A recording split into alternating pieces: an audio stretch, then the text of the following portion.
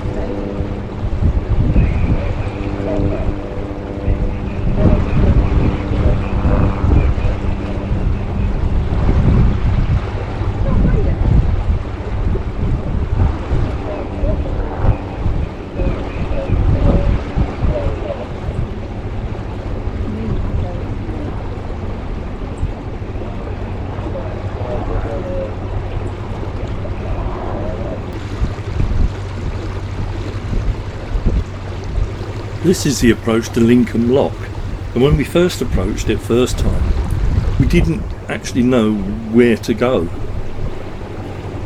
You couldn't actually see from this viewpoint where the actual river went. We knew there was a weir with the lock, and we weren't quite sure which side to go to avoid the weir at this point. It's not until you get much closer that the weir comes into view on the left there. Well, that's the widest part of the river, and the route that the sign was saying to take looked very narrow and overgrown. So we weren't really quite sure what to do, but we took a chance and we took the very narrow channel. And it's not until you come round the corner that the lock and the lock landing comes into view.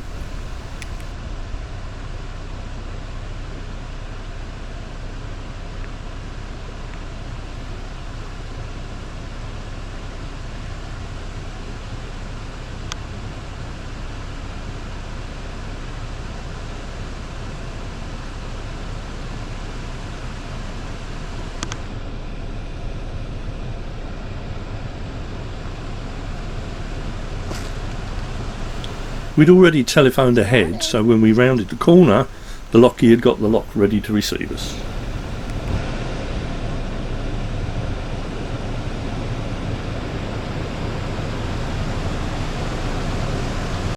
On the right hand side here is the local brewery, and they're just having a delivery of apples, so I reckon they're making cider.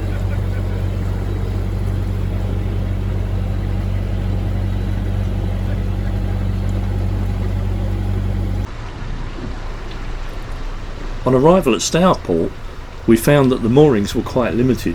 In fact, there was only room for 2 boats on the moorings, and one of those was a lock landing. And so we decided that we would go up through the locks into the basin. However, there was a boat coming down, and there was another boat on the moorings waiting to go up. So we moored up on the lock landing moorings and waited our turn.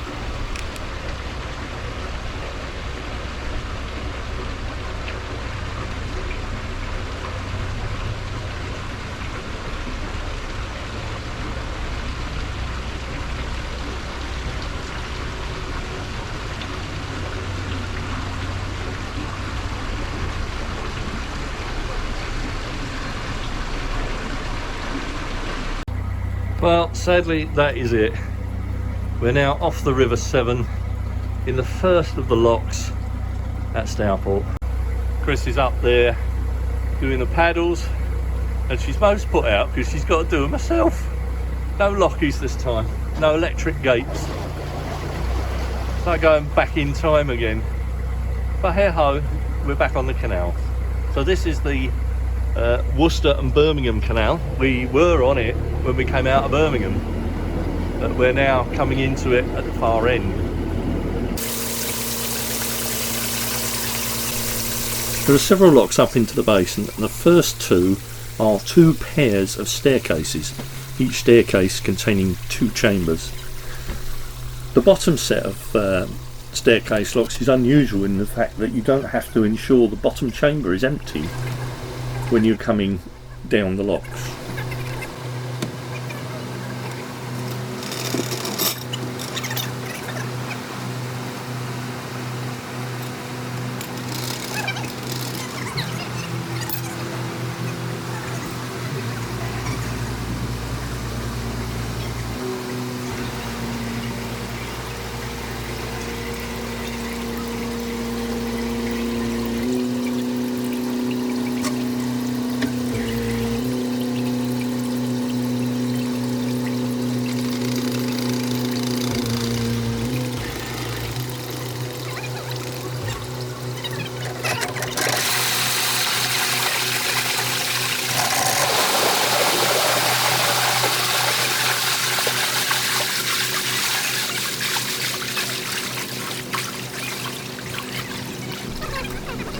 As you emerge from the first pair of staircase locks, you move through a very short pound to the second pair of staircase locks.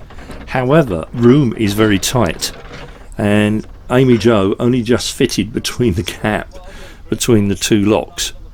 In fact, Pearson states, "Here again the locks are separated by a small basin from which a dry dock extends. Manoeuvring a lengthy boat between the staircase pairs can be tricky, and it doesn't help one's sang-froid that there are often a sizable crowd of onlookers." Fortunately for us, there wasn't. I've got to say, this gentleman was much braver than I am, jumping onto Amy Jo's bow to get the bow rope. But he did offer to help, and he did help push the bow across out of the way of the lock ahead to let the boat come out. Sure.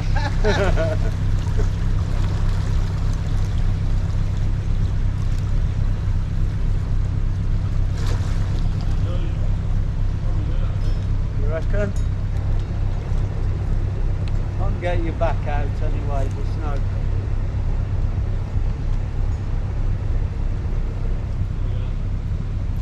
I'll pull you.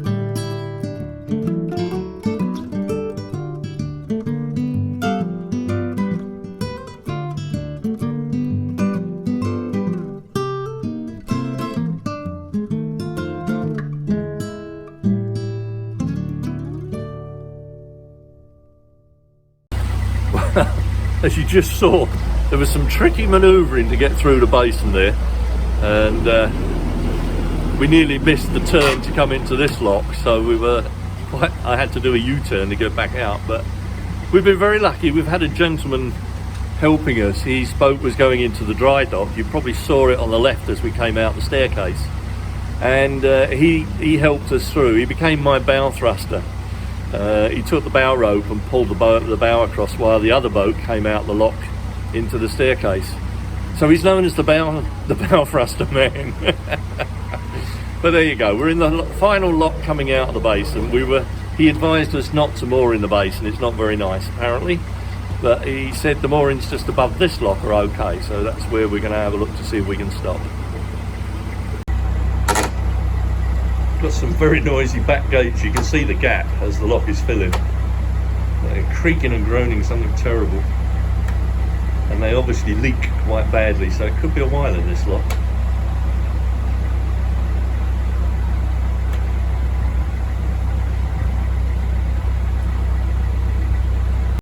Beautiful place that is, absolutely gorgeous.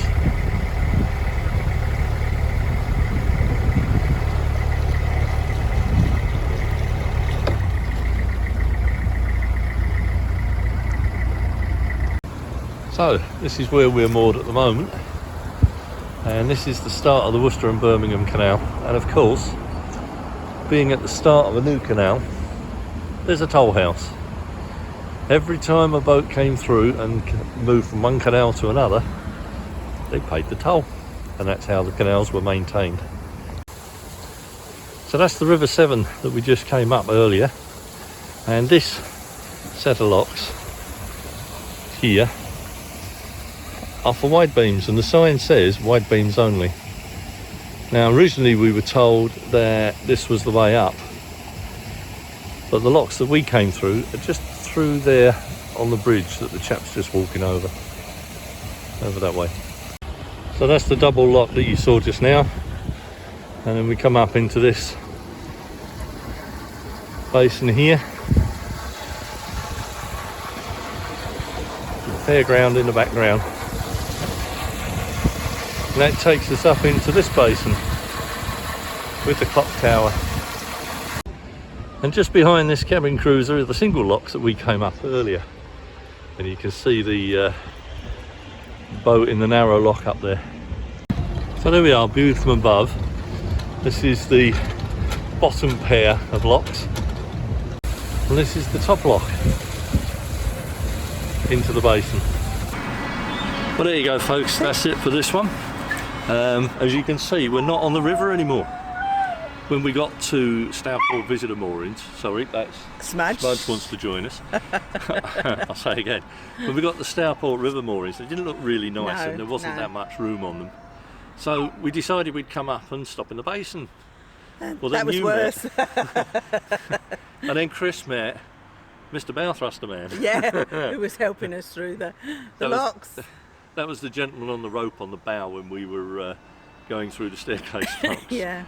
So, but he advised us not to stop in the basin. It wasn't very nice. No, go up the first go lock up the and first then lock stop. and stop. And to be fair, if we sidestep, it's doesn't nice. look too bad actually. It's a nice mooring, and that's where we're going to stay now for the next day or two. So hope you've enjoyed the cruise with us today. It's a little bit different because we're now back on canals, and hard work now. Hard work now. Yeah, Chris was put out. She had to run operate to do the lock. And even Amy Jo has complained because she didn't want to moor up just now. I had a heck of a job getting her into the bank.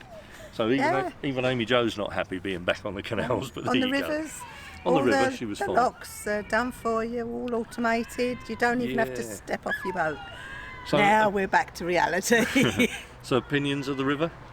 I have really enjoyed the river. Yeah, we did. We both thoroughly enjoyed it. A bit nervous at first, but then once we got into the swing of it, it was there's good. A couple of short locks on the River Avon that we struggled with, but on the Severn, they were absolutely fine. And I've got to say that the lock keepers on the River Severn are absolutely fantastic. They were really helpful. They were funny. had us in stitches in one lock, telling us about the lockkeeper here at Stourport, who incidentally wasn't on the locks. No, he wasn't today. But yeah, we've had a great time on the rivers, but now it's back to canals. So, like I said, I hope you enjoyed this one. Please stay safe. Please do take care out there, because we really like your viewing stats. And your comments. Sorry, I'll say that again. We really love you to watch our vlogs. Yeah. That sounds better. So please do take care out there, and we'll see you next time on Life on Board Amy Jones. Bye.